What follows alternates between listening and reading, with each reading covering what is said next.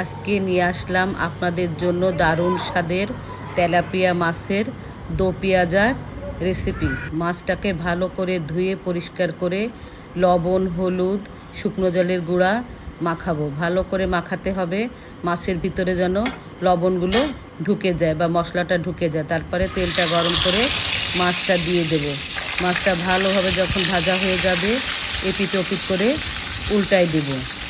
মাছের ভাজা না হলে মাছটা খেতে ভালো লাগে না, কাঁচা কাঁচা লাগে।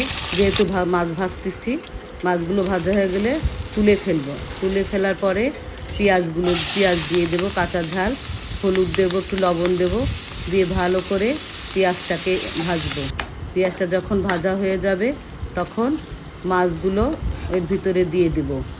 মাছগুলো দিয়ে কিছুক্ষণ রেখে মশলাটা যখন মাছের ভিতরে ঢুকে যাবে তখন নামিয়ে ফেলছি। এখন এটা দেখতে অনেক ভালো লাগছে, খেতেও অনেক ভালো লাগবে।